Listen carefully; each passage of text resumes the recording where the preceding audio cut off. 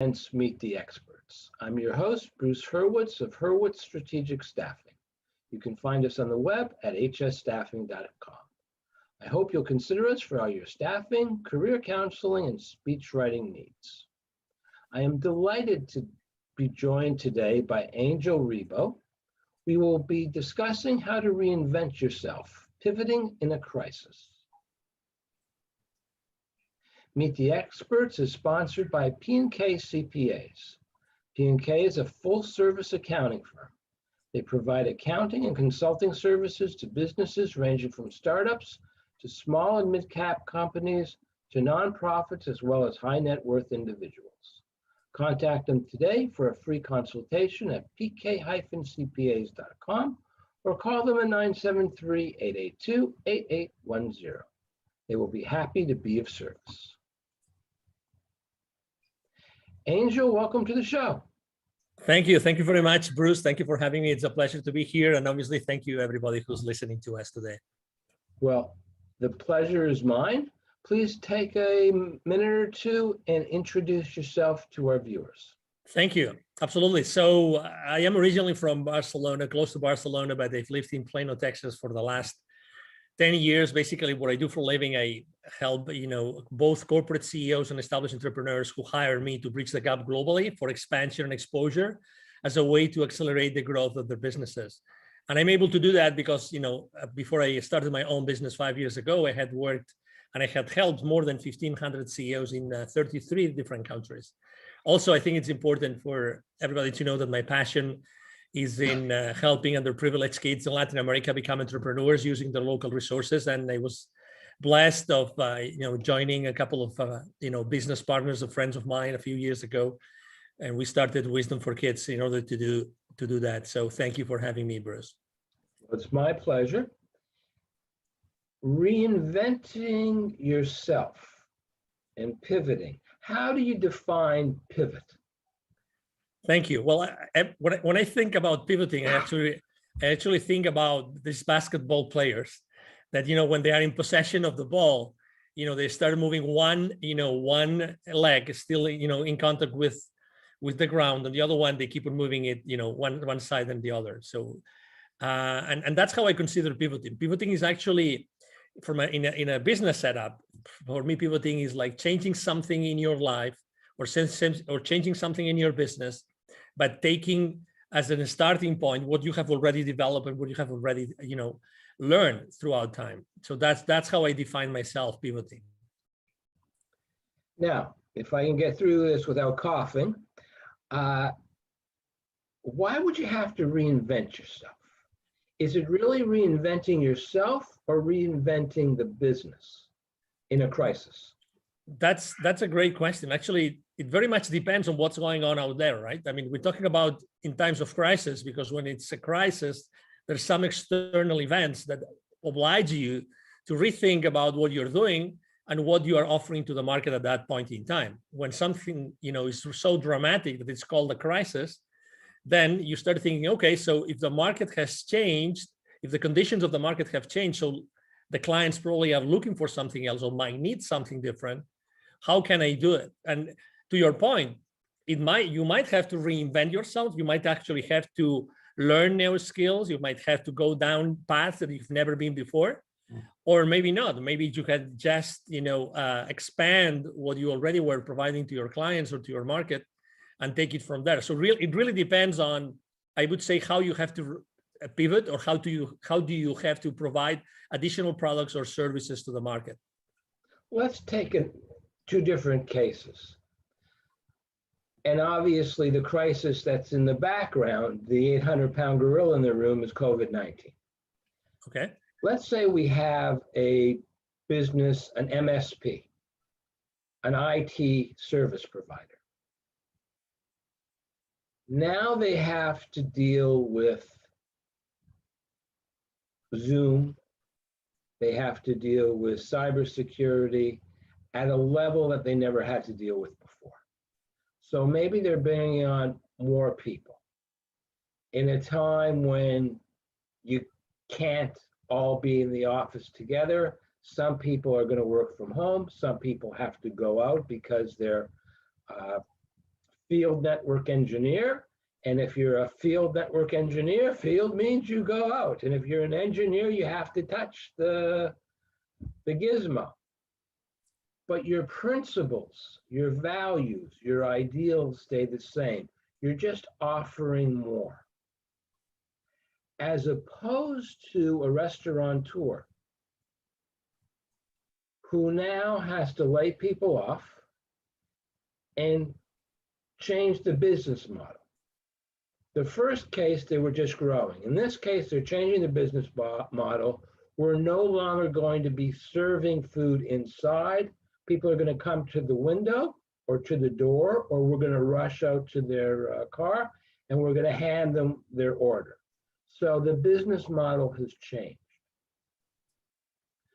So describe for us the pivot and the reinvention as you see it in both cases. Okay, so great question. I love when the rubber hits the road, Bruce. So I'm enjoying these conversations. In the first case, well, let's not forget, first of all, Bruce, that not everybody likes to do everything. So it could perfectly be that there's an IT services company who's filled, right? Maybe they don't really like to provide the kind of services that the market is requesting. So that's a possibility. But let's say, for the sake of the example, that this IT services company is willing to provide this service to their marketplace, right? So they're going to probably have to learn a little bit more. They will have to learn additional skills because they will have to provide additional services. They might have to hire new people. I always like to consider that every single pivoting has to take into consideration 4 different factors. Number 1, your passion. Do you really want to provide that? Do you really like to do it? Number 2, is there a market for that? Is there a market? Does the marketplace really want that service, right? Number 3, your expertise, and that's why I was mentioning, skills. Do the people around you, do your friends, do your current clients, do your prospects consider that you really know about that subject matter so you can provide this service? And number 4, the fourth pillar is the market going to pay for it? And I mean, is it a service or a product that you're going to provide? In this case, it's an IT service company. Is this service going to be paid for in the market enough so that you will be able to make a living? So, and you actually compare those 2 markets in a very obviously conscious way, because IT services and high tech in general, last year actually they thrived pretty well. I've seen many public companies' financial statements online on their websites and of IT services companies, and they did really well because there was this whole bunch of additional problems that their customers faced, like the ones that you described, and they were open and willing to do it. They had the expertise to do it, right? So they put in place and probably had to recruit additional people. So they put in place additional people with additional skills, and they started to think, okay, so how can we provide this service so it is still profitable for the company, and we provide it to our clients in a way that is really going to help them be profitable. Don't forget that at the end of the day, if your clients don't stay profitable, it's not ethical. You were talking about values, right? It's not ethical to provide your clients with a product offer that is not going to still keep them, profitable and still offering or delivering value to their shareholders. So that would be example number 1. In the case of example number 2, which is a restaurant, right? So probably as example number 1, the clients still want that service, but they cannot have it face to face because of the restrictions. So as you very well described, they changed the model. Let's revisit those 4 pillars. Okay. So number 1, passion. Okay. So is that business is still passionate about, cooking food and offering food? Well, cooking food for sure, because that's what they used to do. But what about offering food? What about the interaction with the client? They will have to decide in this case if they're still passionate about changing their business model and offering that food, that service food, or that food service, in a different way. In this case, probably it's going to be like they will deliver it in the curbside, or they will even partner up with another company to provide it to their end clients through these home delivery services, right? So that's one thing. The second is the expertise. So do they really know how to do it? How will they have to do it? What are these additional skills of, will they have to adapt their kitchens? Will they have to adapt the rest of the of the facility in order to make it more suitable for the kind of services that they're going to provide their clientele, right? That's very important. Number 4, is there a market for this? Obviously, I think that we all keep on eating, right? We all keep on eating, and I think that we all still have disposable income in general. The clients of the restaurant industry, we all have disposable income, and we still want to, hey, today I don't feel really like, cooking, or I don't really feel like spending so much time in the kitchen. Why not buying somewhere else? Why not? Maybe we can go to that restaurant face to face. We cannot sit, on a table, but we can still, grab something, or we can have some of those intermediary companies to buy that from us, and we can have it. And number 4, it's the market. Is the market going to pay for it? Definitely. I think that we have seen over and over again since last year that everybody was willing to pay this additional amount of dollars, whatever percentage it was, in order to have this amazing food, those delicacies that they would love to eat on site, to still have them delivered to the place. So those would be kind of how would I approach, from a pivoting or reinventing perspective, the times of crisis. Thank you. Now I want to talk about 2 other things. Of course. Basically, longevity. Continuing with food, we've now become used to delivery services. Yeah. I have 3 blocks over there, a very nice diner that I used to go to occasionally. Okay. Haven't been there since February of 2020. All Okay. right. Next week, I get my second Pfizer shot. From what I've heard, I'm not going to be feeling very well next week. Okay. But the week after, I may decide, okay, I now am supposed to be safe. I'll go in and I'll get something to eat. First time eating out. But I've also had the necessities of life delivered. For example, a pastrami sandwich. All right, I can't get a pastrami sandwich at the diner. They don't know what pastrami is. It's not good. I tried. Other things are good, not the pastrami. So there's a kosher deli, and I can get it delivered. It costs a little bit more. But there will come a time when people will say, you know what? Let's go out and eat. Let's not get delivered. There are going to be fewer deliveries. On the other hand, I very much like the idea of the supermarket delivering my food so I don't have to carry a lot of heavy bags. That, for me at least, is going to continue indefinitely. You're providing services based on a crisis, and once the crisis is over, how do you keep your clients utilizing those services? Because those services are going to remind you of the crisis, which you want to forget. I think that, well, number one, there's uncertainty, right? We're talking about uncertainty in the marketplace. So I think that we still don't know for how long, let's say, these business models have to be in place. For how long, or are those business models going to be in place, or those different ways to provide services and products to their clients? I think that we still don't know. So maybe the question is, I think that, and I'm going to relate to what typically happens when someone is launching a startup, some entrepreneur is starting their own business. I think that the most important thing is always being in touch with the market. There's something called like the minimum viable product. You probably, or service, you're obviously familiar with that. I think that being in touch with your client, consistently with your client, is going to give you the answer to what you just asked me.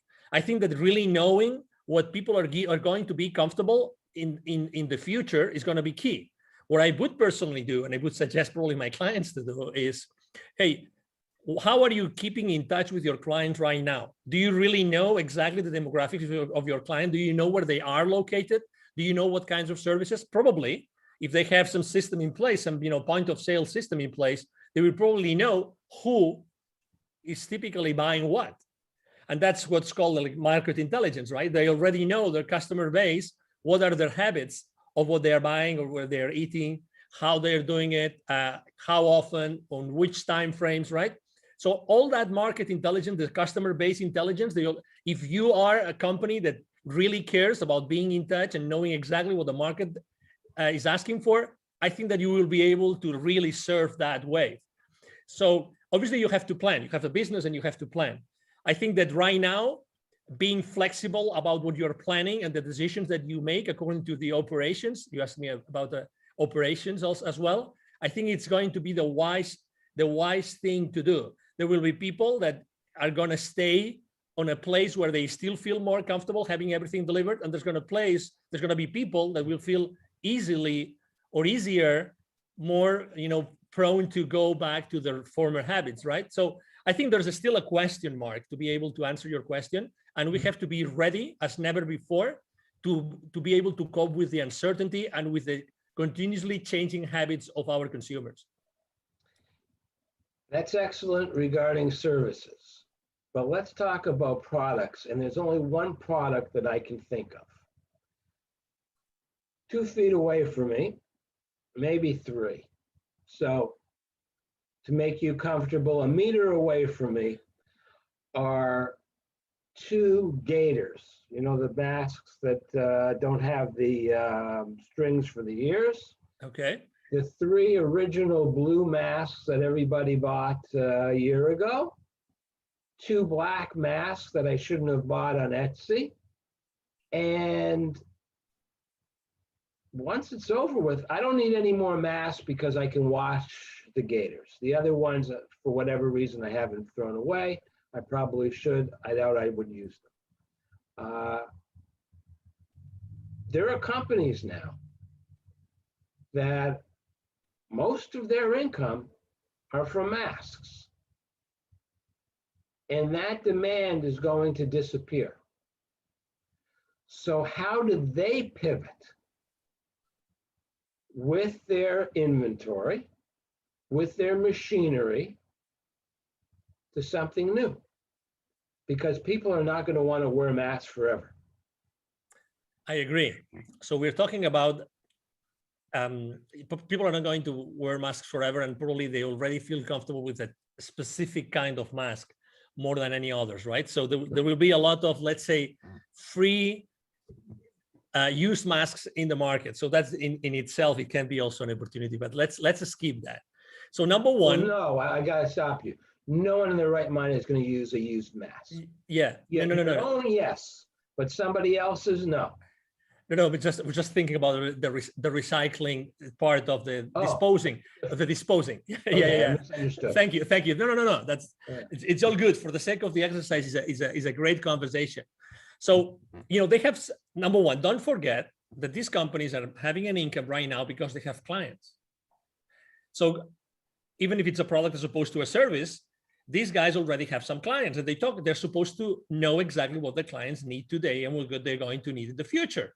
They have established already some business relationships, and there's some loyalty from those clients towards those vendors, in this case, ourselves, right? So I think that it would be wise if they started to think what, according to their experience and according to that relationship, if they start to talk to their clients and know, okay, so whenever this, I don't know if to call it wave or bubble, goes away, or you don't need as many as before, what do you think that we could provide you with? We think we understand your business, but what do you think you're gonna need? Again, and there's, as you know, probably not everybody has an inventory. A lot of people are just brokers or intermediaries, right? So it depends really on what your business model is. But what I would be doing is, okay, so if I've been able to provide you with this kind of product, okay, what about Mr. Customer? What about this other product that is related, that maybe I can use similar ways for manufacturing it, but it still can provide it still can provide a service. I remember in the beginning of this crisis, we talk about masks today, but we could talk about probably like gels, and many other things that are a lot of different companies, even automotive industry, started to as you remember, manufacturing different products, right, in order to use their spare production capabilities to fulfill the market needs, right?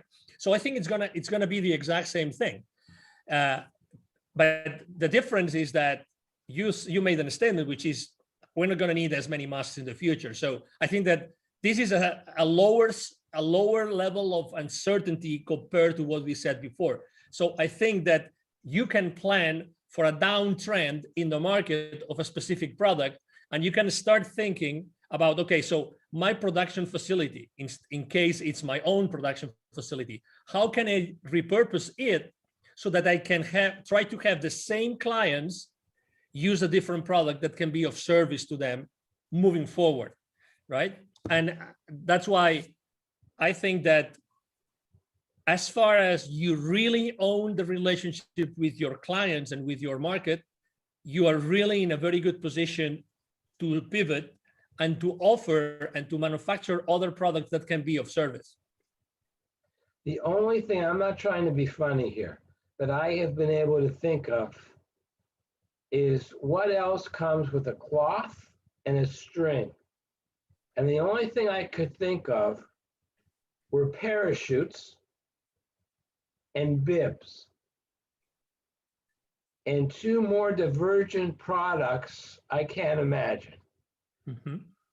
And I'm not sure that you would want to be in a plane and jump out of the plane knowing that your parachute was manufactured by the company that manufactured the bib that your child wears. All right, but maybe.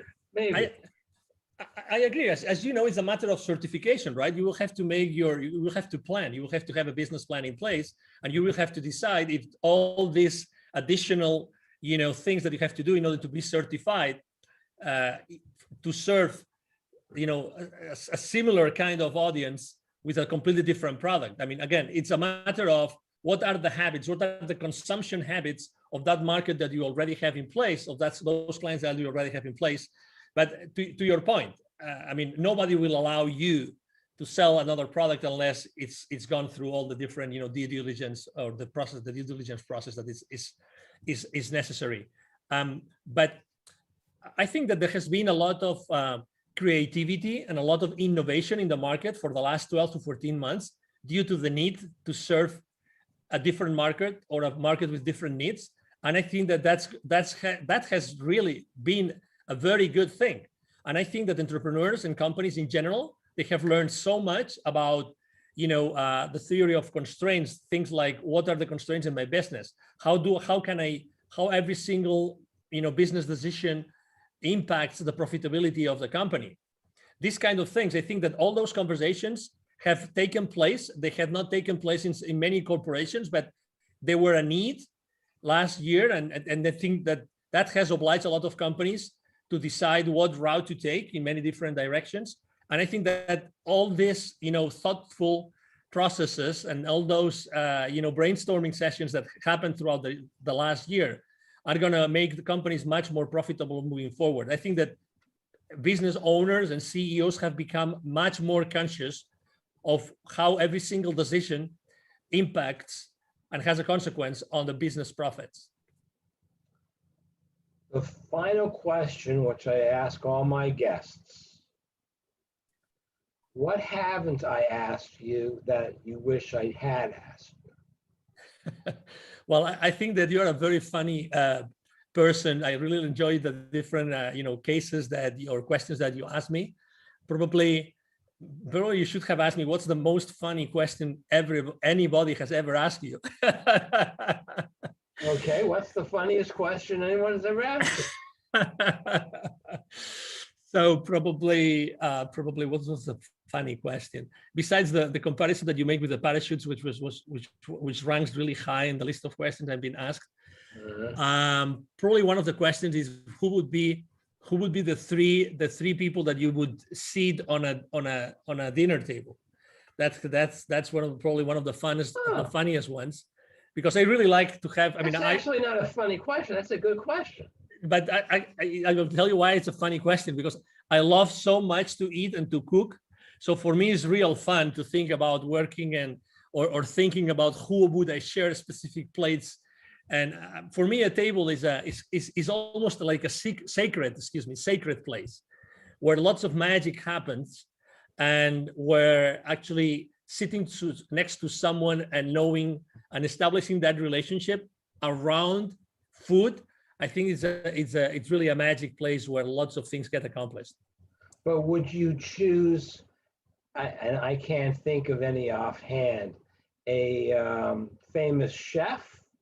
Would you choose a famous scientist?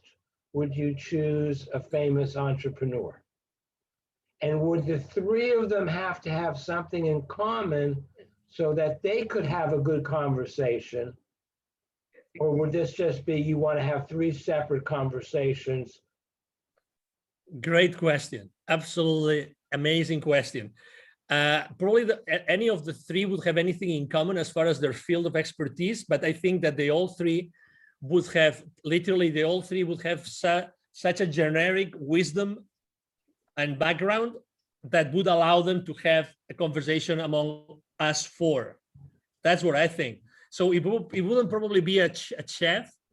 I really know a very good chef that has had many Michelin forks in Europe, back in Europe, many restaurants, very, but I actually would, let me answer the question if I may.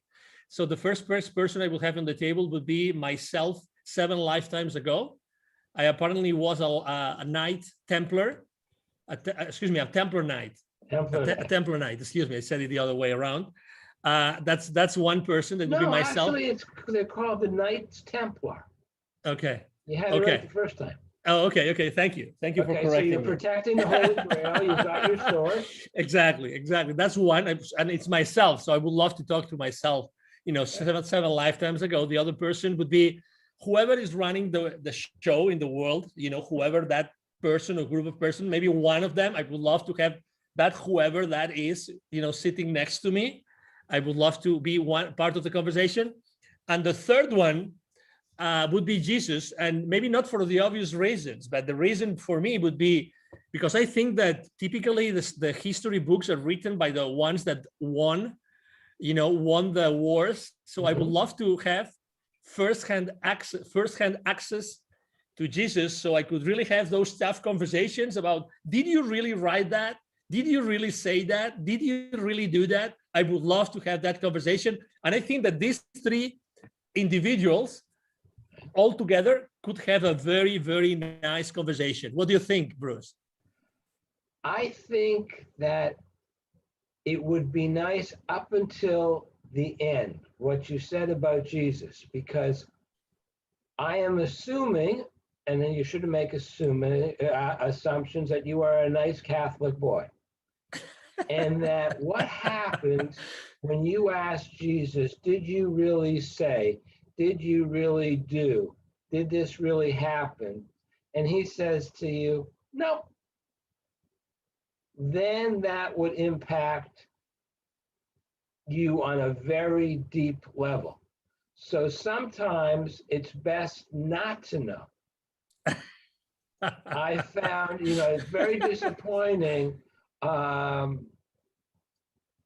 We'll end on this. Churchill was supposed to have said to, he was stopped by a woman at a party, a lady, and she said to him, Winston, you are drunk. And he said, Madam, you are ugly. The difference between us is tomorrow morning I will not be drunk. And then it was whether or not he continued the reason that you're laughing. But according to one of his biographers, it never happened. I want that to have happened because it's a great story. But enough. We've really got an off topic. And before I let you go, I want to thank you again. And please tell our viewers how they can best get in touch. Absolutely. So thank you. My name is Angel Ribo. Last name is Ribo, spelled like R-I-B as in boy, O.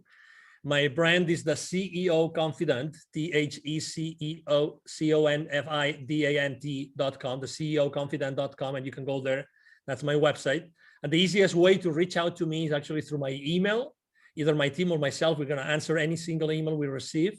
And my email address is angel@ Angel Rebo, one word, angelrebo.com, angel@angelrebo.com. And thank you so much, Bruce, for having me. And thank you, everybody, for listening to us. It was my pleasure. I'm Bruce Hurwitz. Thank you for watching. And as always, please